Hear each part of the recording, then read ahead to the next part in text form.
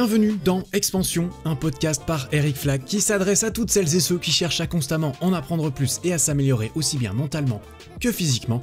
Et aujourd'hui, j'ai invité un autre ami youtubeur à discuter avec moi, Thomas Ranieri. Et oui, et ça sera pas le dernier, tu peux me croire, il y en a d'autres qui vont arriver par la suite, et pas que des youtubeurs, mais Thomas, en l'occurrence, c'est son activité, ce n'est pas la seule, il est également préparateur physique et coach diplômé, il a 27 ans, il a un petit accent marseillais bien sympathique, et il propose régulièrement sur sa chaîne des vidéos sur le street workout et la musculation au poids du corps. Dans cet épisode, on va parler du parcours de Thomas sur YouTube, de sa première vidéo jusqu'à celle qui lui a fait dépasser les 100 000 abonnés récemment vers la fin de l'été 2020. On va parler de ses débuts sérieux à créer des vidéos pendant une période assez difficile pour lui, entre une blessure et le chômage. On va parler de la réaction de nos entourages respectifs quand on a ouvertement affiché qu'on commençait à faire des vidéos sur internet devant tout le monde, avec les petites moqueries et autres qui y sont associées, ainsi que la relation à gérer avec ses parents notamment, qui aspirent, il faut le dire, assez peu encore aujourd'hui à ce que leurs enfants fassent une carrière sur YouTube. Mais bon, peut-être que cela va changer. On va aborder son processus de création, on va parler un petit peu de cet effet de, tiens, quand on commence à se faire reconnaître dans la rue, et on va terminer sur son envie de professionnalisation encore plus approfondie dans ce milieu, de son envie de pouvoir quitter son travail pour devenir entrepreneur et du décalage mental qu'il y a assez souvent dans la tête d'un créateur de contenu entre je fais des vidéos juste parce que ça me plaît et j'aimerais bien pouvoir en vivre, mais dans ce cas il va falloir commencer à vendre quelque chose et à ne pas simplement créer des vidéos, ce qui va peut-être pas plaire à tout le monde, notamment à ceux qui regardent. Sans plus attendre, voici ma discussion avec Thomas Ranieri. Thomas, ça fait quelques années, ça fait un bon petit moment que tu as commencé sur YouTube. Je me souviens que ça fait un bon moment que je t'avais remarqué déjà quand j'ai commencé mes vidéos. Quand est-ce que tu as commencé sur YouTube et pourquoi ? En fait, YouTube, il y a eu, on va dire, deux commencements. Le premier, c'est pas le vrai commencement, c'est des petites vidéos que je mettais comme ça, ponctuellement, pour, voilà, histoire de juste pour mettre tes vidéos sur Internet. Ouais, voilà, je te mets un truc sur une trace sur Internet. Voir, des petits montages sportifs, un truc du genre. Ouais, je dirais pas ça des montages, c'était vraiment du bricolage plutôt, avec une petite musique et montrer un peu que je fais du street workout. Ah ouais, t'es vidéos de street. Et oui, les premières, c'était des vidéos street. Avec mes potes de l'époque, j'ai commencé le street en groupe. C'était à quelle année ça ? Quelle année ces vidéos-là ? De la première en 2014. Ok. Ouais. Première en 2014, on voit la baby face, la différence. Ouais. Et si tu veux, mon vrai début YouTube, c'est mars-avril 2018. C'est, voilà, je suis allé au salon du fitness en mars 2018, du coup. Ouais. Et j'avais un petit concours pompe organisé par une marque de protéines. Ok. Et sur le stand, il y avait un collègue à moi, il m'a proposé de venir tester le concours pompe. Et j'étais pas dans une période, on va dire, glorieuse de ma vie, par rapport à, on en parlera peut-être plus tard, de mon opération de genou, etc. J'étais pas en super forme, donc je l'ai fait pour déconner vraiment, et j'ai gagné le concours. Et de là, mon collègue m'avait filmé en traître, on va dire, et à la fin, il m'a dit, écoute, viens, on la monte un peu vite fait, je la mets sur YouTube. Et t'as mis cette vidéo de concours pompe sur YouTube en mode comme ça quand même. T'étais toujours pas là en mode tiens je vais faire des vidéos YouTube ou bien. L'idée avait germé quand même. En 2017 j'avais quand même l'idée de mettre ça au point, mais je voulais le faire proprement et j'avais pas spécialement les moyens. Enfin je sais pas par où commencer en fait pour le faire proprement. T'inquiète, je passais par là aussi. Et d'ailleurs c'est grâce à ce pote que je me suis lancé parce que il m'a un peu appris à monter les vidéos, etc. Il m'a un peu donné un petit coup de pouce pendant les 2 premiers mois. Et de là, après cette vidéo, j'ai dit j'ai envie de faire des vidéos YouTube, de partager mon expérience, de partager ma passion, qui est le street workout. Parce que je trouvais que le street workout français était un peu vide. Je me souviens... Ah oui, je venais de commencer aussi en me disant que en me faisant un peu les mêmes conclusions, j'ai envie de dire. C'était un peu vide, il y avait muscu. Donc le street workout, on va dire, ça s'essoufflait un peu parce qu'il y avait une légère mode en 2014-2015. Ouais, ça était parti un peu avant avec d'autres, mais ils ont plus ou moins tous arrêté de faire des vidéos. C'est ça. Erwan Bodolek, Charlie PN, je me souviens de ces deux-là principalement. mais qui, quand on a commencé tous les deux, ils n'étaient plus vraiment actifs sur leur chaîne en tout cas. Mais je crois même que Charlie a supprimé sa chaîne. Oui, il a supprimé ensuite. Il a supprimé sa chaîne. Il a recommencé plus tard. Ce qui est dommage, parce que je trouve qu'il avait une très belle qualité de vidéo, un style à lui, propre à lui, donc on aime ou on n'aime pas, mais c'est ce qu'il faut. Il avait une très belle expertise du street workout, donc si Charlie tu écoutes ce podcast, remets-toi YouTube. Oui, mais tout le monde lui a dit ça, il a recommencé. Mais je crois qu'il est un petit peu plus focus photographie, tout ça. Sa copine, il me semble, faisait aussi quelque chose sur les réseaux. Il me semble qu'il se débrouille bien.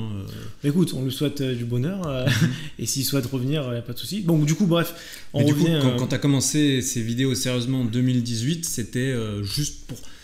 tu avais quand même une idée de faire des vidéos régulièrement, le but derrière, c'était juste de partager ce qui te plaisait. Est-ce que tu avais l'intention de monter une chaîne? Tu t'es dit, tiens, je vais faire une chaîne, je vais essayer de faire en sorte que ça marche. Ou bien tu t'es dit, je teste un peu l'eau, je fais quelques vidéos pour voir. C'était quoi la réflexion derrière? Pourquoi en fait? Pourquoi est-ce que tu as voulu vraiment commencer?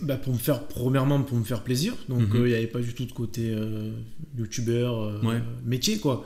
Vraiment, c'était histoire de me faire plaisir et de partager un peu ma philosophie d'entraînement. Ok.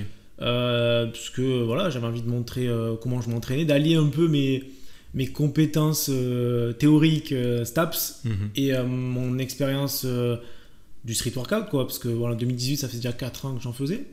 Donc voilà, j'avais simplement envie de partager ce que je vivais et je voulais être régulier. Oui, ça, je voulais être régulier et je voulais faire du face caméra parce que voilà, quand je parle à quelqu'un, c'est mieux d'avoir son visage qu'une simple voix off. Donc bon, là, c'est un podcast. Mais bon, voilà, être face à la personne et discuter. Et c'est vrai ça a vite grimpé. Je crois qu'en juin, j'ai atteint les 10 000. Okay, donc là, t'es parti en mars-avril, t'étais à combien à peu près? Je crois que j'étais à 1500, 3000, un truc comme ça, entre 1500 et 3000. Ah ouais, d'accord, ok, ouais. C'était les petites vidéos que j'avais fait. Les petites vidéos qui avaient amassé un petit peu de monde au fil des années avant que tu prennes ça au sérieux, entre guillemets. Mais il y avait quelques vues, je crois que la vidéo jambe, elle avait fait déjà 100 000 vues. Vidéo jambe, donc, t'as eu un petit répertoriage, petit buzz sur une petite vidéo. Ah oui, parce que 100 000 vues alors que t'avais 500 abonnés. Ah ouais, d'accord, quand même. Et figure-toi que j'ai remarqué qu'elle avait fait 100 000 vues qu'en 2018. Parce que c'est vrai, j'avais même pas remarqué. C'est dire à quel point t'étais pas là en mode je veux faire des vues, Ouais, c'est marrant. Voilà, je suis parti de ce constat qu'il manquait un peu des vidéos street workout. J'avais envie de partager mon expérience sans forcément avoir une idée dans la tête. Peut-être un petit peu. Le rêve de tout créateur de contenu, c'est d'avoir de l'audience. D'avoir l'audience parce que ça nous fait rêver de voir ces grands youtubeurs. Déjà en 2018, il y en avait beaucoup des grands youtubeurs. En plus, toi, t'as 27 ans, on a à peu près le même âge, à 2 ans près. Donc toi aussi, t'as un peu grandi avec certains youtubeurs un peu mainstream aujourd'hui, les plus grands youtubeurs francophones. Moi, je les ai vus, entre guillemets, grandir avec moi parce que tu regardes un mec comme Norman, il a 2 ans de plus que moi. Donc, ils ont commencé... moi, je rêvais. Quand j'ai commencé, ça faisait 8 ans que je m'étais dit, tiens... youtubeur, ça fait rêver, tu vois. C'est ça. Donc il y a quand même ça quelque part, on se dit, sait-on jamais hein. Oui, c'est ça, sait-on jamais, mais dans ma tête, je me dis peut-être on arrive un peu tard, on est en 2018, y a des gars qui sont là depuis plusieurs années, bien implantés, est-ce que ça va pas être redondant? Est-ce que on va avoir notre place? Est-ce que je vais avoir ma place? Donc vraiment, je suis vraiment allé au début en mode, bon, allez, on tente le coup, on se fait plaisir avant tout, et si ça marche, tant mieux, ça marche pas, tant pis. Voilà, c'était une période où j'étais au chômage, donc je travaillais pas. Donc voilà, j'étais pas dans une période très agréable de ma vie, donc j'avais du temps de libre et j'avais profité pour créer du contenu, pour m'occuper, pour me faire plaisir et ça m'a fait du bien. Ça m'a fait du bien. Les petits retours que j'avais, etc., ça me faisait énormément du bien. Ça m'a poussé à continuer à être régulier. Je crois que je faisais une vidéo par mois. Voilà, parce que bon, j'avais pas une grande expérience des vidéos, donc c'était un peu...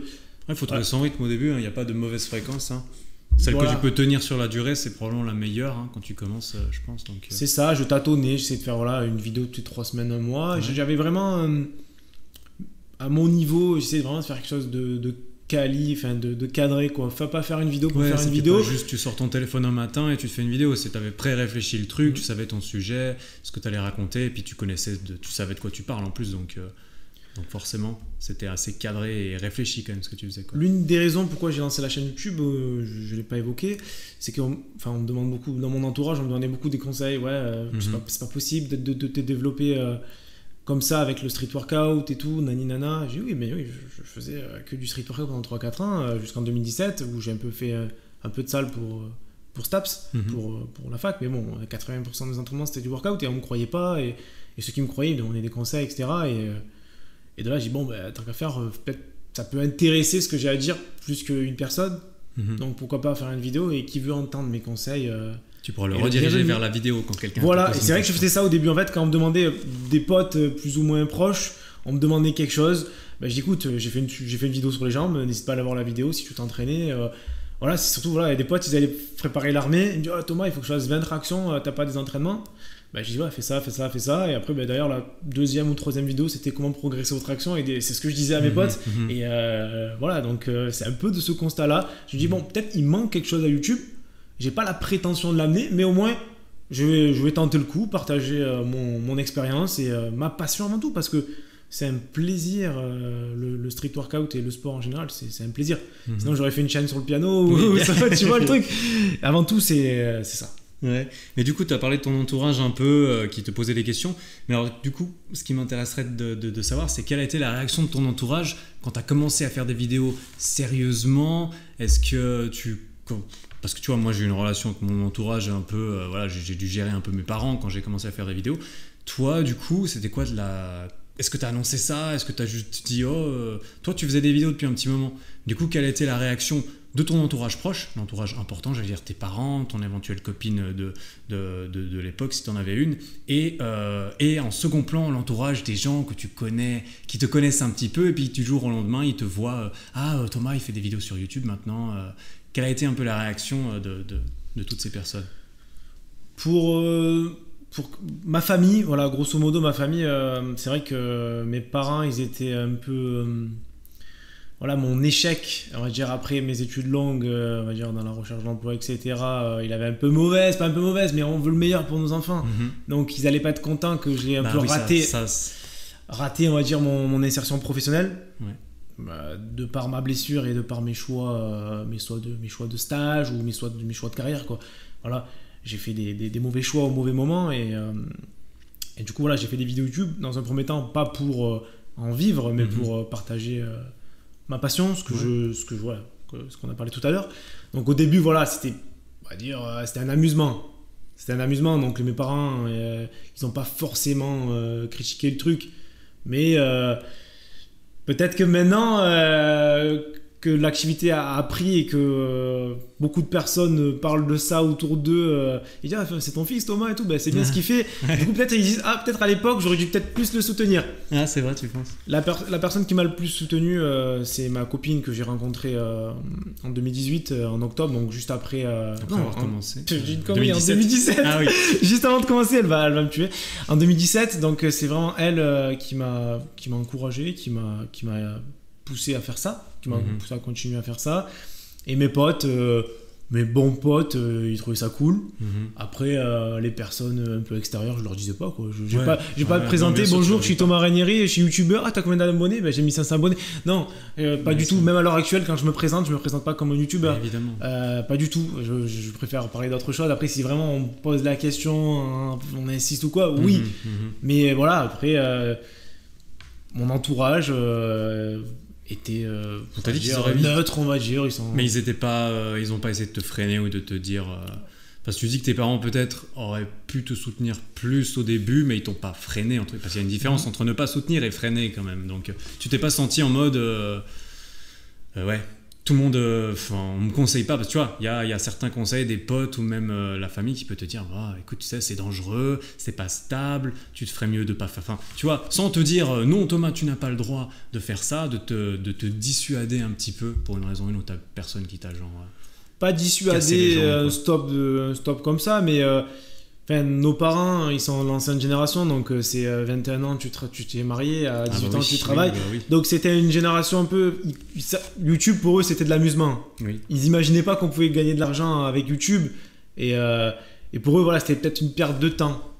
Mais il me le disait pas en c'est une perte de face. temps. Il me le disait pas en non, face. évidemment. Après, peut-être s'il y a eu des discussions un peu houleuses de temps en temps, le ton il peut monter dans la famille, ça arrive dans toutes les familles. Ouais. Il y avait quelques pics un peu plus violents. Ouais, d'accord. Ouais. Mais voilà, c'était pas non plus. Donc, rien qui t'a vraiment découragé. Non, ça m'a pas freiné, pas freiné énormément. Après, j'entendais peut-être des moqueries de certaines personnes plus ou moins éloignées.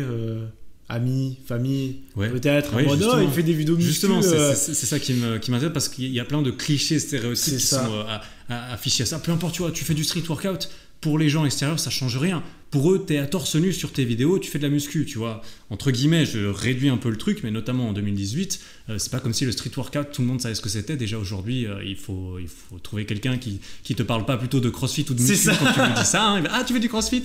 Non, pas exactement. C'est pas le même sport, c'est un autre sport. Donc moi, en fait, tu vois, typiquement, moi, j'ai fait mes vidéos au sol dans ma chambre pendant très longtemps. J'habitais chez mes parents, donc je voyais personne. Mais c'est que après coup, c'est genre 2 ans après que j'ai entendu des potes à moi qui m'ont dit « Ah, mais tu sais, au début, il y en avait qui parlaient sur ton dos en mode « Ah, Eric, regarde, Eric, il fait des vidéos sur YouTube, il se montre et tout, il a envie d'être connu ou je ne sais quoi. » Ce genre de petites choses. Moi, j'ai eu, entre guillemets, la chance de ne pas les entendre parce que forcément, 2 ans après, quand ça marchait, non seulement je pense qu'ils disaient plus rien, mais surtout, c'était trop tard pour me décourager, tu vois. Donc, j'ai eu la chance de ne pas les entendre. Je ne sais pas si toi, du coup, c'est pour ça que je te demandais aussi parce que je sais que ça peut... J'ai eu un pote, ça l'a un peu... frappé, ça a un peu marqué quoi. Mais en fait, on te dit pas les choses directement, à part vraiment si tu disputes avec la personne qu'elle lâche un peu. Évidemment qu'ils disent pas ça dire. Mais oui, c'est plutôt indirectement. Tu as entendu quelqu'un qui a parlé. Mais honnêtement, voilà, ça reste une minorité. Il y a pas beaucoup de personnes qui m'ont vraiment encouragé. Voilà, il y a une poignée de personnes qui étaient vraiment à fond avec moi, notamment ma copine. Mais voilà, ça reste une minorité, ça c'est dans tous les milieux, donc moi ça m'a pas spécialement atteint. Je pense que avant que je lance ma chaîne YouTube, j'ai une certaine carapace dans le sens, désolé, je vais parler un peu cru, mais je m'en bats les couilles de la vie des gens. Honnêtement, je m'en fous tant que je reste moi-même et que je fais du mal à personne et que je suis respectueux avec les autres. S'ils pensent bien de moi, tant mieux. Ils pensent mal de moi, c'est pas grave. Je peux pas plaire à tout le monde et je veux pas prétention de plaire à tout le monde. Tant que tu es en paix avec ce que tu fais, du coup. Moi, je prenais du plaisir à faire ce que je faisais et en plus, j'avais un retour. Des petits abonnés, des premières personnes d'ailleurs. Ça motive ça. Hein. D'ailleurs, des personnes aujourd'hui qui me félicitent, qui me disent j'étais là sur les premières vidéos et je reconnais les pseudos, je vois les photos, donc je vois et ça fait énormément plaisir. Et c'est vrai que c'est peut-être pas facile. Je pense que tu es aussi dans ce cas parce que tu as fait des longues études. Donc, il me semble que tu as fait une grande école de commerce ou de finance, quelque chose comme ça. Donc, de dire papa, maman, je vais être youtubeur, je pense pas qu'ils vont dire bien, c'est vrai mon fils, c'est bravo, bien. Bravo mon fils, bravo, après toutes ces études. Très écoute, je t'ai payé 10 000 € d'école toute l'année, c'est pour que tu fasses ça, non? Pour faire le clown sur internet. C'est ça. Donc, on va dire, je me cherchais un peu professionnellement à cette période. Le passage de la fac au milieu professionnel a été une réelle claque pour moi. Une réelle claque. Sortir des études au vrai monde du travail, même moi, peu importe l'école dans laquelle tu sors. Moi, j'ai plein d'amis, justement, d'amis, de connaissances, qui, une fois qu'ils ont terminé le même master que moi, ils ont galéré 6 à 12 mois pour trouver un travail et qu'il y en a qui sont obligés de se réfugier sur un stage très mal rémunéré avec un master d'école bien reconnu, 12 mois sans avoir trouvé de travail, quoi. Donc c'est pas garanti, hein. Non, c'est pas du tout garanti aujourd'hui. Et en fait, on va dire comme ça YouTube, c'est loin d'être garanti. C'est ça. En fait, ça peut commencer comme ça. En fait, j'étais vraiment en études de bio, en bioméca, et après j'ai bifurqué vers les dernières années sur le sport. Donc déjà, un cursus très scientifique, on va dire voué à une autre carrière, je bifurque sur du sport. Donc déjà, tu vois.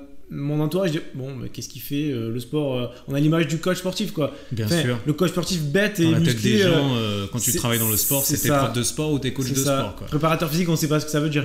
On sait pas ce que ça veut dire. Et de là, voilà, je passe d'un côté biologie, bioméca à ça. Déjà, je me dis mais qu'est-ce qu'il fait, Thomas? Bon, on va pas l'embêter, il fait ce qu'il veut.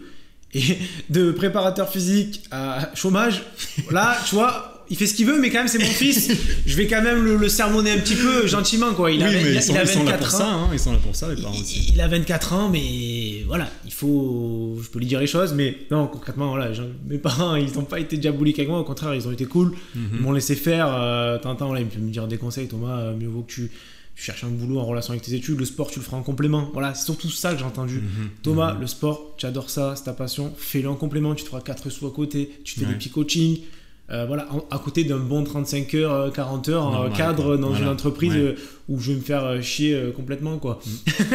Donc c'était ça, et tout à fait peut-être légitime. Peut-être mon fils ou ma fille, je lui dirais la même chose, peut-être. Ne fais surtout pas youtubeur. Mais voilà, donc après, je leur en veux pas, au contraire, c'était une discussion très... correcte. Il fallait que ça se passe. Et puis au final, vu où tu en es aujourd'hui, du coup, parce que là, on parle de 2018... Tu commences gentiment les vidéos. Là, on enregistre cet épisode en septembre 2020. Tu as dépassé la barre des 100 000 abonnés sur YouTube. Et du coup, ça fait quand même un beau petit moment maintenant, 2 ans et demi, que tu as commencé ça sérieusement. Est-ce que tu as changé un peu ta façon de faire depuis ? Parce qu'au début, tu faisais des vidéos un peu comme ça pour la passion. Aujourd'hui, 2 ans et demi après, tu continues à faire des vidéos sur le street workout. Est-ce que tu te vois encore continuer à faire ça indéfiniment ? Comment est-ce que tu vois ça aujourd'hui ? Parce qu'aujourd'hui, tu m'as dit que tu travaillais toujours à côté. Tu as ta chaîne YouTube à côté. Donc, la mission auprès des parents, elle est remplie, sauf erreur. Tu as ton travail, tu fais ça à côté. Sauf qu'au bout d'un moment, quand on fait YouTube à côté petit à petit, comme on peut le voir dans ton cas, ça peut quand même monter à des niveaux de plus en plus conséquents, jusqu'à éventuellement se poser la question, mais est-ce que YouTube, je pourrais en faire du coup ? Est-ce que ce rêve de grandeur que j'avais au début d'être YouTubeur, est-ce que j'ai pas de plus en plus les moyens au fur et à mesure des mois et des vidéos de concrétiser ça ? Comment est-ce que tu te vois, toi, du coup, maintenant ? Aujourd'hui, on reviendra sur le parcours au milieu entre-temps, mais aujourd'hui, comment est-ce que tu te positionnes par rapport à ça ? Non, mais écoute, j'ai atteint les 5000, ça me suffit, je vais arrêter là. On ne parle plus. On met la clé sous la porte. Là, j'ai mon trophée, je peux mourir. J'ai barré ça de ma liste de choses avant de mourir, donc je vais arrêter là. Non, plus sérieusement, je me suis souvent posé cette réflexion depuis 2020, dans le sens sur qu'est-ce que je fais ? Je suis proche des 5000, j'ai dépassé les 5000 actuellement. Est-ce que j'arrête et je me consacre à une toute autre carrière ou j'ai un peu pas fait le plus dur, mais je trouve que le début de se faire une petite audience, c'est une partie très importante. Quand tu es créateur de contenu, faire quelque chose, mais tu peux parler, mais si personne l'entend, voilà, tu peux dire les plus belles choses au monde, mais si personne l'entend, ça restera dans ton coin et ça aura pas la vocation de se partager, de s'écouter, etc. Donc là, concrètement, honnêtement, on va pas tourner autour du pot. Oui, je veux faire YouTube mon métier à temps plein parce que je me vois pas travailler pour un patron. J'ai envie d'être entrepreneur, d'être mon propre patron, d'avoir mes propres règles. Et surtout, le truc primordial, c'est que je me fais grave plaisir. Voilà, d'avoir la liberté de faire ce qui te plaît et en plus de pouvoir en vivre. Je suis pas, je pense, un youtubeur... un grand youtubeur ou un youtubeur, je suis un petit youtubeur, on va dire, je suis entre les deux, entre l'amateur et le mec qui gagne bien sa vie. Tout dépend comment on voit petit, grand et à partir de quoi. Effectivement, si tu parles de professionnalisation au niveau de la carrière, évidemment, tu sais, il y a des youtubeurs, ils ont 400 000 abonnés, mais ils peuvent pas en vivre. Tout dépend un petit peu de ce que tu mets à côté. Toi, tu fais du coaching à côté, tu as différentes choses un petit peu. Tu as un sponsor aussi maintenant, MyProtein, le même que le mien, donc on peut les mentionner sans problème. Ça marche. Donc forcément, que si tu arrives à mettre en place ce genre de choses, il y a beaucoup de youtubeurs qui font des placements de produits, on gagne un peu d'argent de poche avec les publicités. Oui, il ne faut pas cracher dans la soupe. Non, bien sûr. Ça nous aide énormément. Après, si on veut qu'on soit productif, il faut ça prend énormément de temps, Eric, tu le sais. Ça prend énormément de temps. Pour faire des vidéos, à moins d'être un grand youtubeur, d'avoir énormément d'argent et de déléguer, juste de filmer ta caméra et d'envoyer à ton monteur, à ton graphiste et tout, tu fais plus rien. Il y a peu de gens qui commencent YouTube déjà riches, entre guillemets, j'ai l'impression quand même. Moi, jusqu'à présent, je travaille tout seul. Et d'ailleurs, je fais quasiment tout seul, même aujourd'hui. J'ai un petit peu d'aide maintenant que j'ai un peu plus de moyens. Mais jusqu'aux 100 000, j'ai fait tout seul. Les 100 000, je les ai atteints tout seul. J'ai fait 0 feat, 0... Enfin, peut-être vers la fin avec Mika. Mais non, si on veut devenir youtubeur à en vivre, il faut qu'on ait des sponsors, d'autres revenus. Parce que tu ne peux pas gagner ta vie de Google AdSense. Donc, des publicités YouTube. C'est ça. Tu vas faire quoi ? 400 euros, 500 euros et en plus, tu vas donner la moitié aux impôts. Ouais. Donc, 400 euros, 500 euros, c'est quand tu nous fais quand même un nombre de vues conséquent par mois. Pour faire 500 euros par mois, il faut faire 400 000 vues. 500 net. Oui, alors bien sûr. Oui. C'est pas comme à la fin du mois, tu as ta paye. Bon, on a l'impôt à la source. Bref, voilà, il faut déduire plein de trucs sur ce que tu gagnes. Donc quand on parle de vivre de YouTube, on s'entend bien dans le sens c'est YouTube plus le business que tu veux créer autour. Et quand j'entends business, c'est pas un méchant mot, c'est un travail, c'est une entreprise. Faire ton entreprise autour de ta passion, et je trouve ça totalement légitime et même honorable d'une personne qui veut vivre de sa passion. Tu prends un peu des pincettes quand tu dis une entreprise, parce que je comprends d'où tu viens quand tu dis ça, parce que c'est vrai qu'aux yeux de ceux qui commencent YouTube, aux yeux de ceux qui regardent YouTube, en fait, on a l'impression que c'est presque un peu un tabou. Déjà l'argent en général, mais surtout le fait qu'un YouTuber, en fait, il soit pas juste là pour te donner plein de vidéos gratuites que toi tu aimes, mais qu'il a peut-être envie d'en vivre derrière. Et s'il veut en vivre derrière, ça veut dire qu'à un moment donné, il va devoir peut-être vendre quelque chose. Et il y a un petit peu cette scission à ce niveau-là. Aussi, à l'intérieur de la mentalité du YouTuber, moi je suis passé par là, peut-être que toi aussi, mais au moment où j'ai commencé à vendre un peu quelque chose, j'appréhendais la réaction des gens. Ils vont me traiter de vendu, etc. Et il y en a qui te traitent de vendu, évidemment. Il y en a qui te disent « Bravo Eric, tu mérites de pouvoir gagner un peu d'argent de ce que tu fais ». Il y en a qui disent « Ah voilà, les YouTubers, c'est tous les mêmes. Tu vas devenir le prochain… Thibaut InShape entre guillemets, ça y est. Le nom qu'on va pas prononcer. J'ai balancé le nom. Non mais tu vois, Thibaut InShape, il est quand même assez axé vente. Je pense que même lui-même le reconnaîtrait. Donc c'est vrai qu'il y a plein de choses qui entrent en compte et que c'est pas facile dans la tête. Comme toi, tu me dis au tout début, t'es là, tu fais des vidéos pour te faire plaisir. T'as pas être un grand YouTuber, pourquoi pas, mais t'es pas là en mode oh je deviens YouTuber pour être millionnaire. C'est clairement jamais un petit peu l'idée de base. Donc au bout d'un moment, il y a un petit peu ce switch à se dire en fait, je suis YouTuber, mais également entrepreneur, j'ai aussi un business qui dépend un peu de ma chaîne YouTube, et c'est pas une transition facile à faire, moi je trouve. Après, il faut pas que les abonnés ou nous-mêmes on se voile la face. Est-ce que Thibaut InShape aujourd'hui, avec un diplôme dans le commerce, donc avec un boulot assez contraignant, avec beaucoup de responsabilités, serait le Thibaut InShape qu'on connaît aujourd'hui? S'il n'avait pas lâché son école, je crois qu'il a lâché au bac+3, au bachelor, un truc comme ça. Est-ce qu'il serait devenu le créateur de vidéos que tout le monde aime? Bon, on aime ou on n'aime pas, mais quand même, pour avoir 7 millions d'abonnés, il doit avoir beaucoup de personnes qui aiment. Donc voilà, il ne faut pas non plus se voiler la face, cracher dans la soupe. Et toi-même, Eric, est-ce que si tu travaillerais dans la finance avec un job important, est-ce que tu pourrais produire des vidéos autant que tu produis? Bien sûr que non. Voilà. Moi, c'est un temps plein minimum quoi, dans ce que je fais. C'est ça. YouTube, honnêtement, au-delà de la création des vidéos, il y a la recherche d'idées. Ça prend la tête. C'est assez opaque en fait. Parce que moi, typiquement, depuis que j'ai commencé YouTube, je fais que ça. Je fais que ça. Je passe mes journées, je fais que ça de mes journées depuis le début. Mais c'est vrai que pendant très longtemps, aujourd'hui, de plus en plus, tu vois, quand tu as une grosse chaîne et tout, les gens ils donnent plus de crédibilité. Mais pendant très longtemps, en fait, moi je disais, je fais que ça. Mais les gens ils me disent, mais comment c'est possible que tu fasses que ça? Tu te sors ton téléphone, tu te filmes une vidéo, en une après-midi, allez, en 4 heures, tu as filmé une vidéo sur ta chaîne. Et puis, qu'est-ce qui se passe pendant les 2 semaines où tu attends de sortir les prochaines vidéos? Les gens ne se rendent pas compte en fait du temps qu'on met dedans. Pourquoi? Parce qu'on doit tout faire nous-mêmes, parce qu'on ne sait pas tout faire, qu'on doit apprendre, qu'on doit faire, que c'est pas une machine très bien huilée où tout tourne super bien parce qu'on connaît notre métier. Le métier, on l'apprend sur le tas. Je sais pas, il faut savoir faire du graphisme, du marketing, du montage, du tournage, des lumières. Putain, il y a tout à faire, il y a tout à apprendre. Et c'est ça contribue un peu au fait que les gens ont l'impression que… Enfin, de moins en moins maintenant, je pense, mais les gens avaient longtemps l'impression que youtubeur, en fait, c'est cadeau. Tu fais rien, tu gagnes. Oui, c'est un amusement, c'est un jeu. Riche, c'est un jeu. Tu gagnes bien ta vie sans rien faire, parce que tu regardes les grands youtubeurs qui donnent l'impression faussement de faire des vidéos vite fait dans leur chambre. Gros travail derrière. Oui, ça c'est sûr. Et du coup, tu as parlé un peu du fait que jusqu'à tes 100 000 abonnés, tu faisais tout seul. Maintenant, tu commences à réfléchir un peu à ça. Et du coup, si on peut parler un peu de ton processus de création de vidéos, parce que moi, je connais le mien, je connais un peu de celui d'autres youtubeurs, mais ça, c'est aussi quelque chose où on se forme tout seul. Il y a des gens, ils sont en full improvisation dans leurs vidéos, il y en a qui écrivent tout, qui pré-réfléchissent, qui font des recherches. Il y a un peu ces deux extrêmes, j'ai envie de dire, comment est-ce que toi, tu produis une vidéo aujourd'hui ? Et à quel point tu as l'impression que ça a changé depuis le début? Est-ce que tu as toujours eu la même façon de faire? Est-ce qu'elle a évolué? Comment tu te situes là-dedans? Elle a évolué, mais ça reste concrètement la même qu'au début. En fait, je prépare une vidéo YouTube simplement comme si je préparais un oral. Un oral que tu peux avoir en mémoire de master, ou quand tu dois faire un exposé, un PowerPoint devant la classe, etc. Je prépare un peu comme ça.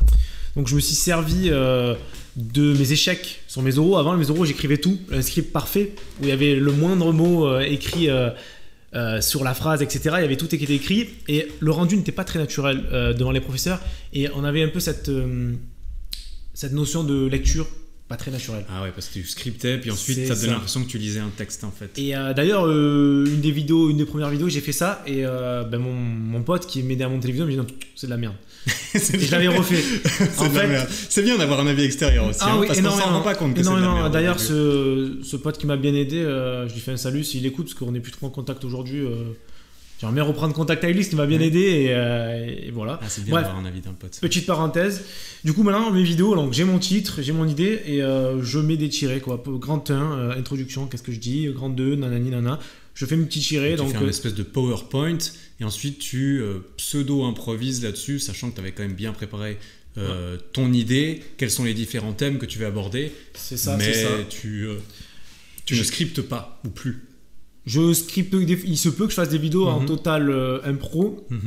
Ça dépend le sujet de la vidéo. Si c'est une vidéo assez où il y a beaucoup de données, je préfère quand même écrire pour pas me perdre ou oublier quelque chose. Oh pétard, j'ai oublié ça au montage, il faut que je la refasse. Ah non, mais c'est plus la même lumière, ça va pas être beau. Bref. Du coup, voilà. Après, au fil des vidéos, on s'améliore. Donc aujourd'hui, ma méthode est un peu plus rodée qu'au tout début, c'est normal, on est un peu plus à l'aise aussi face caméra, etc. Mais grosso modo, j'ai pas trop changé. À part récemment, je fais un peu des feats avec d'autres youtubeurs, etc. C'est un peu différent parce que t'es plus tout seul dans ta chambre. Tu peux plus rien scripter en fait. C'est ce que je me suis rendu compte. C'est compliqué d'organiser des feats parce que tu dois organiser le truc, c'est une idée qui plaît aux deux. Tu dois voir si avec la personne que tu ne connais pas forcément être à l'aise face caméra en 10 minutes comme ça. C'est encore un monde c'est pas évident. Différent. C'est un pas supplémentaire dans l'avancée de la chaîne, je pense, de s'ouvrir à d'autres domaines, d'autres personnes, rencontrer du monde, des personnes intéressantes. C'est un peu cette richesse du métier de youtubeur, je trouve. C'est ce qui me plaît en ce moment, vraiment m'ouvrir un peu, sortir de chez toi des 4 murs et de mes petits programmes street, même si ma chaîne YouTube sera toujours la colonne vertébrale, ce sera toujours le street workout. Mais pourquoi pas un peu dévier, proposer un contenu un peu plus large, histoire de pas que ce soit redondant, etc. J'ai une multitude d'idées dans la tête, je note tout sur mon téléphone. T'as une liste d'idées, j'allais te demander aussi, parce que moi j'ai un Word avec un amoncellement d'idées de vidéos plus ou moins intéressantes. Des fois j'ai des notes sur mon téléphone.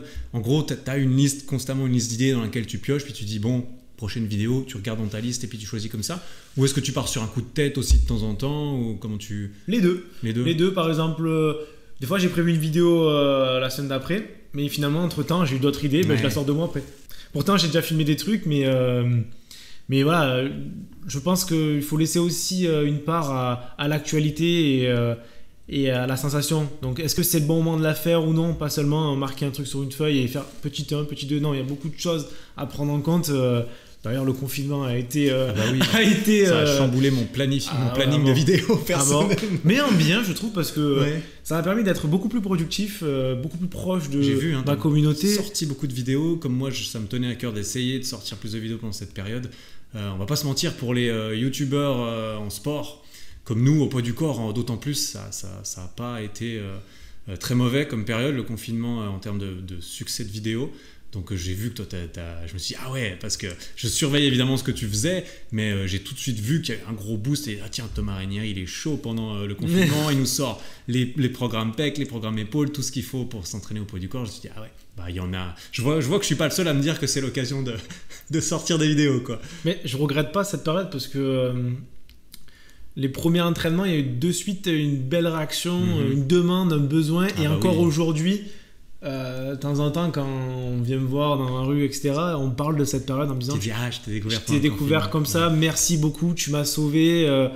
J'avais pas la prétention de sauver qui que ce soit, mais en tout cas, quand on a des retours comme ça, moi j'adore le contact avec les abonnés, entre guillemets. Beaucoup de personnes qui t'arrêtent comme ça et qui te... Non, pas énormément, mais ça arrive de plus en plus. Notamment dans les parcs de street, etc. Mais là, de plus en plus dans la vie de tous les jours, au resto, à la plage, ça peut arriver. Ça fait bizarre. Comment tu le vis ça? Parce que forcément, tu crées des vidéos tout seul dans ta chambre, t'as pas l'impression, même c'est difficile, il y a cette espèce de phénomène de syndrome de l'imposteur, en tout cas moi je l'ai beaucoup ressenti, qui fait que peu importe combien t'as d'abonnés, t'as pas l'impression d'être quelqu'un. Enfin moi j'ai pas l'impression d'être quelqu'un et j'ai pas l'impression de mériter ou de comprendre pourquoi du jour au lendemain c'est progressif, mais de plus en plus il y a des gens qui t'arrêtent, qui te reconnaissent et aux yeux desquels apparemment tu es important, tu vois. Alors moi j'ai vécu mon truc à ce niveau-là, je serais curieux de savoir toi, parce que tu me dis que ça arrive de plus en plus. Comment tu le vis et puis est-ce que c'est des bonnes expériences, parce que t'as pas toujours envie d'être reconnu ou suivant ce que tu fais avec qui. Comment est-ce que ça se passe pour toi, cette histoire? Au début, la première photo qu'on m'a demandé, j'étais un petit peu gêné, tu vois, je le montrais pas trop, mais j'étais un petit peu gêné, surpris, c'est le terme. En fait, de nature, je suis quelqu'un qui idolâtre pas les gens. C'est-à-dire, je peux voir Brad Pitt dans la rue, je vais pas crier « Ah, j'ai une photo », tu vois. C'est ma nature de pas idolâtrer les gens, que tu sois haut dans la classe sociale ou bas dans la classe sociale. Pour moi, c'est la même personne. Donc forcément, t'attends pas des autres qui puissent s'idolâtrer. C'est ça. Après, c'est sûr, peut-être je vais voir... je sais pas moi, Lazar Novovic qui est star du street workout, je voudrais bien avoir une petite photo avec lui, mais ouais, ça reste quand même une minorité de personnes. Donc ça m'a fait un peu bizarre, mais au contraire je le prends plus dans le sens ça fait plaisir, ça me motive et énormément. Généralement quand on me reconnaît dans la rue ou qu'on me dit Thomas c'est bien ce que tu fais, continue, c'est pas des phrases en l'air, je les garde dans ma tête et le soir généralement je suis beaucoup plus productif. Je dis ouais bon ce soir je comptais pas trop bosser, mais en fait non, ce soir je vais envoyer du pâté, je me dois de faire ça. Et après par contre quand je t'ai vu Eric, on avait tous les deux l'étoile dans les yeux, on est trop content de nous voir. Ah putain c'est Eric, putain c'est Thomas. Non, on n'est pas du tout des stars, on est rien du tout, juste on produit du contenu, on est entre guillemets sur la place publique, on va dire, sur le devant de la scène, sur le sport YouTube street workout entre guillemets. Mais voilà, parce que comme moi, toi j'ai pas l'impression que t'as commencé YouTube pour devenir quelqu'un, pour devenir une personnalité publique. C'est plutôt je partage des trucs qui m'intéressent, et puis le dommage collatéral entre guillemets, c'est que tu deviens malgré toi, et il faut l'accepter parce que ça va pas changer, une personnalité publique que les gens vont reconnaître, même si toi c'est pas ton but premier. Honnêtement ça fait partie du jeu. Je ne pensais pas du tout arriver à qu'on me reconnaisse dans la rue, ça me paraissait vraiment impossible. J'ai fait des vidéos YouTube par passion, et quand j'ai vu que ça pouvait marcher, j'ai dit pourquoi pas, que ça me ramènera quelques clients en coaching, parce que bon, je suis diplômé, c'est mon métier, donc pourquoi pas ramener du beurre dans les épinards un petit peu, tu y penses. Mais de là à en vivre et à être reconnu dans la rue et ouais, d'avoir cet engouement autour de moi, engouement à mon niveau, il n'y avait jamais de foule, etc. Mais voilà, ça fait plaisir, et au contraire je suis plus gêné, au contraire j'adore, je vais même vers les gens, j'adore discuter avec eux, et maintenant il y a le Covid, on peut plus trop parler, mais voilà, ça me plaît énormément ce contact avec les personnes. C'est toujours été respectueux, cordial, j'ai jamais eu de personnes qui m'ont mis la pression, non, c'était super cool, t'ont collé entre guillemets, et ça fait plaisir, ça montre que je véhicule une image peut-être saine, sympathique. J'espère que je ne vais pas passer pour un gros con. Non, je pense pas. Donc ça fait super plaisir, c'est un bonus, on va dire. C'est un bonus. Ouais. Là, du coup, aujourd'hui, tu nous as dépassé les 100 000 abonnés, comme tu l'as dit. Tu as tout fait tout seul jusqu'à présent. Comment est-ce que tu vois un petit peu l'avenir? Apparemment, tu me dis que tu aimerais bien passer à YouTube, éventuellement faire en sorte que tu puisses en vivre. Ça, c'est un petit peu le rêve de tout le monde, surtout à partir du moment où on se rend compte qu'il est accessible. Je me souviens de ça, moi aussi. Et du coup, est-ce que tu as des plans là? J'ai vu que tu commençais à travailler avec un monteur, un cadreur aussi un petit peu. Donc tu t'entoures un petit peu de personnes, tu essaies je suppose, de réinvestir ce que tu gagnes là-dedans en attendant de pouvoir faire grossir ça un peu plus. C'est quoi un petit peu tes objectifs à ce niveau-là? Écoute, tu as donné plus ou moins la réponse. Voilà, je réinvestis ce que je gagne dans des moyens matériels, que ce soit l'achat de micro, ordinateur, réflexe, tout ce qui est bon pour faire de la qualité, et dans des moyens humains, parce qu'au bout d'un moment, si tu veux être productif, moi perso j'arrive pas, il faut vraiment un peu t'aider, des personnes qui t'aident un petit peu, qui te délestent un peu de travail, donc bien sûr il faut les payer, il n'y a pas grand monde qui travaille gratuitement, donc voilà. Et moi, mon objectif principal, c'est d'être régulier et plus productif, encore plus productif. J'aimerais bien faire à terme une belle vidéo par semaine. Ah ouais. Là, je suis un peu moins, je suis à 2 à 3 vidéos par mois. Belle vidéo donc, par semaine, putain, moi j'en ai rêvé depuis le début aussi, j'ai jamais réussi. Hein, jamais réussi. Même avec un monteur, je trouve ça dur parce que autant l'idée que la production, mais c'est mon rêve aussi. Et du coup je te coupe un tout petit peu, mais j'ai l'impression que pour moi, en tout cas, si je veux réussir à faire une vidéo par semaine, il va falloir que j'ai plus d'aide encore. Et peut-être aussi, du coup, toi tu disais que tu scriptais de moins en moins, je me dirige aussi un petit peu là-dedans parce que j'ai toujours tout scripté, ça me prend beaucoup de temps de scripter mes vidéos. Et je me dis que si j'étais un petit peu plus dans l'impro, par exemple quand je fais un feat, c'est de l'impro et en une journée la vidéo elle est bouclée et pour moi dans ma tête c'est magique de me dire waouh, une journée seulement faire une vidéo. Si j'arrive à faire ça régulièrement, je la balance à mon monteur tout de suite, il travaille dessus, moi je peux travailler sur la suivante et là ça peut éventuellement tourner.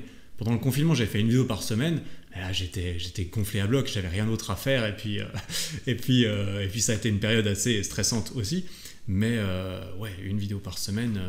Ça ferait rendez-vous hebdomadaire, un peu comme une c'est série, cool, une série télé. j'adorerais pouvoir dire tous les vendredis 18h, C'est nouvelle ça, vidéo. c'est ça. Rendez-vous, on va dire, sur ta chaîne, comme une chaîne télé, mais voilà, Bah c'est oui, une chaîne bien sûr, YouTube. c'est ça. Ça serait vraiment moi mon rêve, mais je pense que Ton objectif c'est plus de trop une productivité, utopie. entre guillemets. Voilà, déjà produire de plus en plus de vidéos avec de plus en plus de qualité, m'entourer de bonnes personnes, m'ouvrir un peu plus, sortir un peu du chemin que je me suis tracé, faire des featuring avec d'autres personnes, et chercher d'autres domaines. Et Donc bien tu veux sûr, t'élargir un petit peu un plus petit peu, que juste le street workout. Bah, c'est vrai que le progressivement. street workout, il y a beaucoup de choses à faire. Après, on va pas se mentir que des vidéos, par exemple, entraînement jambes sans matériel, tu peux en faire qu'un certain nombre avant de tourner en rond. C'est le phénomène de la muscu. En muscu, on voit beaucoup ça. Certaines personnes, je prends par exemple comme exemple Thibaut InShape, mettons, lui, il a eu en tout cas l'impression d'avoir fait le tour de la muscu. Et c'est vrai, moi je le vois bien de cette façon aussi. Une fois que tu as fait une vidéo développé couché, que tu as fait 3 vidéos sur prendre des pecs, et que tu as fait ça pour toutes les parties du corps, bah, il te reste 2 options. Soit tu fais une 14e vidéo sur comment prendre des biceps, soit tu commences à changer un peu de contenu et espérer, ou alors partir du fait que c'est ce que tu avais prévu depuis un moment, que les gens, entre guillemets, vont s'intéresser aussi au contenu pour toi, plus que pour, ou aussi indépendamment de la nature du contenu de ce que tu fais. Je pense qu'il ne faut pas tromper tes abonnés dans le sens qu'ils sont abonnés à ta chaîne pour ce que tu faisais au début, donc le workout, donc il ne faut pas passer du coq à l'âne. Mais il faut garder ta colonne vertébrale. Là, je trouve que Thibaut, quand même, il revient pas mal à des vidéos muscu sur sa 2e chaîne, chose qu'il ne faisait pas avant. Donc, il revient aux sources. Garder une colonne vertébrale de ton domaine et petit à petit, essayer de faire quelques autres branches. Voilà. Puis te laisser creuser toi, certains domaines. Et progressivement, essayer d'amener tes abonnés sur des sujets qui peuvent les intéresser. C'est important. Et oui, t'élargir. Il y a tellement de sujets à parler. La télé, elle existe toujours. Pourtant, il y a l'énième série Walking Dead, on a déjà vu ça. Enfin bref, les gens, ils regardent toujours. Il y a tellement de choses à dire sur le corps humain, sur le sport.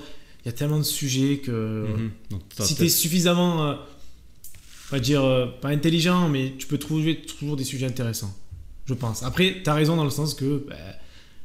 c'est sûr, on va pas faire 10 entraînements bras, poids du corps, 10 entraînements. Voilà. Il faut s'élargir et je pense que tous les youtubeurs font ça aujourd'hui. Je pense que le youtubeur moderne de maintenant, de 2020-2025, c'est un youtubeur, on va dire, un peu plus général. Il va pas se cantonner dans une catégorie de vidéos. Et toi, je trouve que tu t'élargis quand même de plus en plus aussi. Ouais, moi c'est par développement personnel, par volonté aussi. Tu mets en avant, voilà, même si tu as ta base de vidéo, pourquoi on en connaît Eric Flag, et après derrière Et justement, moi ça a jamais été un de mes objectifs d'être connu Eric Flag Street Workout, et c'est tout. Depuis le début, je me cantonne à dire alors moi je fais du développement personnel, de la nutrition, du street workout, et c'est vrai que en fait, notamment cette année 2020, j'ai eu une grosse croissance pendant le confinement avec que des vidéos au poids du corps parce que c'est ce qui marchait. Mais clairement, moi, d'ailleurs, je vais continuer là à me diversifier entre guillemets encore dans ces autres sujets qui tiennent à cœur parce que le street workout, j'aime beaucoup ça, mais c'est pas ma passion première. Ma plus grande passion entre guillemets, c'est quand même de créer du contenu, de créer un petit peu le business autour. J'aime bien. Et de partager des choses, peu importe un petit peu le format, le support de quoi je parle, et des choses qui m'intéressent moi. Donc le street workout, il y a d'autres choses qui m'intéressent, donc j'ai envie de parler d'autres choses, et je me dis que, j'espère aussi, que si je présente des choses qui m'intéressent sincèrement, j'aurai plus de chances de parler que ça parle aux gens qui vont écouter également. Mais ouais, du coup, toi, tu as l'impression il y a encore... on va encore te voir dans le street workout un bon petit moment. Hein. Oui, parce que je pense que on va dire que la transition ne doit pas être franche. Non, dans le sens que c'est sûr, moi, je suis un peu dans le même état d'esprit que toi. Le street workout, moi, c'est ma passion. Moi, c'est ma passion, contrairement à toi, c'est ma passion première. Mais c'est vrai que la création de contenu, elle commence à arriver au même niveau et elle risque de le dépasser. Et au bout d'un moment, les années, elles vont s'accumuler. Donc après, tu laisseras place à d'autres domaines dans ta vie. Je ferai toujours du sport, je ferai toujours du street workout et j'en produirai toujours sur YouTube. Mais j'ai comme but, comme toi, à me diversifier de plus en plus et à me faire plaisir. Ouais, faire plaisir avant tout. Et je pense que voilà, je ne prendrai pas mes abonnés pour des imbéciles, dans le sens qu'ils m'ont connu en street workout, du jour au lendemain, je ne vais pas changer. Mais petit à petit, on pourra tenter des choses. Il y a des choses qui vont peut-être pas marcher, des choses qui vont marcher.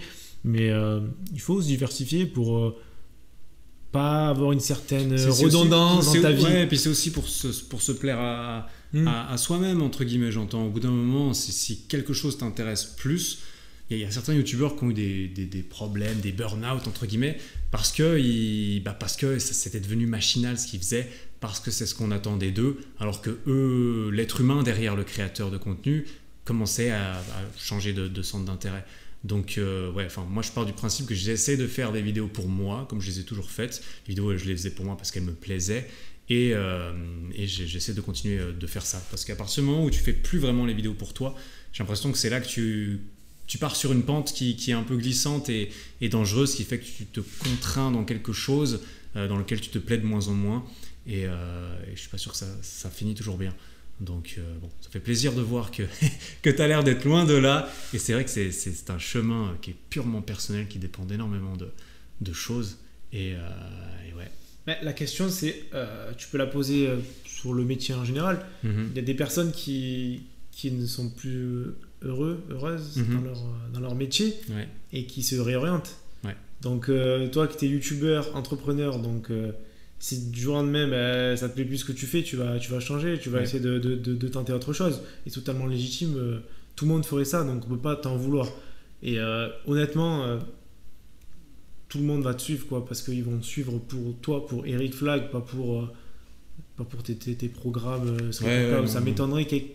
Oui, il y a une certaine partie de ta population des abonnés qui s'accrochent qu'à ça, mais après en général c'est la personne, ce que tu proposes, ce que Eric a à dire, et je pense que tous les sujets peuvent être intéressants, du moins que tu as une réflexion dessus et que tu partages, tes compétences entre guillemets, parce que c'est ce qu'on recherche aussi, écouter quelqu'un qui a quelque chose à dire, c'est ça. Bien sûr. Pas parler pour parler, quoi. Ouais. Bon, je rassure ceux qui écoutent, j'ai pas l'intention d'arrêter. Moi non plus. on parle un peu comme si je partais en retraite de street workout. Non, c'est juste que j'ai envie de me faire plaisir et il y a d'autres choses. Il y a d'autres choses qui me font plaisir. Donc le street workout a encore de beaux jours devant lui sur ma chaîne et sur YouTube, ça. J'en suis sûr, notamment avec des personnes comme toi qui ont l'air à la fois passionnées, compétentes et intéressantes. Merci beaucoup Thomas d'être venu discuter un petit peu avec moi ici dans le sud, là où j'ai passé un petit moment et là où tu habites. Donc merci beaucoup pour ton temps. Est-ce que tu dois renvoyer les gens qui t'écoutent, qui te connaissaient peut-être pas, où est-ce que tu les renverrais? Sur ta chaîne YouTube? Principalement oui, sur ma chaîne YouTube, parce que c'est mon entre guillemets vrai contenu, parce que c'est là où je m'exprime le mieux. Après moi je suis essentiellement sur YouTube, donc Thomas Ranieri, et sur Instagram pareil, mon nom, mon prénom tout simplement. C'est mes deux réseaux sociaux à l'heure où je parle aujourd'hui. Peut-être dans les mois à venir il y aura autre chose qui va se greffer, donc voilà, des petits projets derrière la tête. On préfère pas en parler maintenant, on sait pas que ça va être fait. Mais voilà, je sais que tu proposes du coaching aussi, individualisé, donc coaching plutôt axé street workout, nutrition, prise de masse, sèche, tout ça. Tout, je réponds à la demande de la personne. Je peux avoir des pompiers, des jeunes pompiers qui vont se présenter à une épreuve, donc je les prépare pour l'épreuve physique. Une personne lambda, papa, maman, qui veut perdre un peu de poids et qui n'a pas trop le temps d'aller au sport, donc elle s'oriente vers le poids du corps à la maison. Une personne qui fait du bodybuilding, une personne qui fait du street workout pur et dur.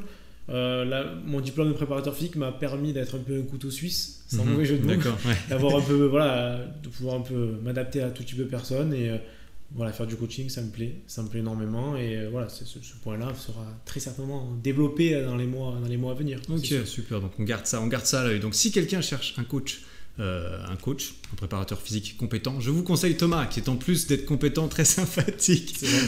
Bon, je crois qu'on va s'arrêter là, Thomas. Merci encore pour tout ça. Merci Et Eric. puis, éventuellement, à bientôt pour un prochain épisode, sait-on jamais. Avec plaisir. Merci encore à Thomas pour cette discussion enrichissante. Si tu as du feedback à propos de cet épisode que tu viens d'écouter, tu peux consulter les notes de l'épisode et même me laisser un commentaire écrit à son propos sur ericflack.com/5 comme le numéro de l'épisode. Et sinon, j'espère que tu auras trouvé cette discussion aussi intéressante que moi. Si c'est le cas, si tu veux me soutenir, tu me donner ton avis sur le podcast en général, je t'invite à me laisser un petit commentaire public et une note sur iTunes, ou encore tout simplement à recommander ce podcast à un ami à toi que ça pourrait intéresser. En tout cas, ce genre de petits gestes aide beaucoup à faire découvrir le podcast. Je rappelle encore que pour ce lancement de podcast et jusqu'au 31 octobre, j'organise un petit concours avec des prix à gagner de ma boutique d'équipements de sport pour tous ceux qui m'auront laissé un avis. Tous les détails des prix de la marche à suivre se trouvent sur ericflack.com/podcast où tu retrouveras aussi toujours tous les prochains épisodes. Voilà, merci beaucoup pour ton temps, pour ton attention. On se retrouve jeudi prochain autour de 17h comme d'habitude pour un nouvel épisode. En attendant, travaille bien, prends soin de toi. Ciao.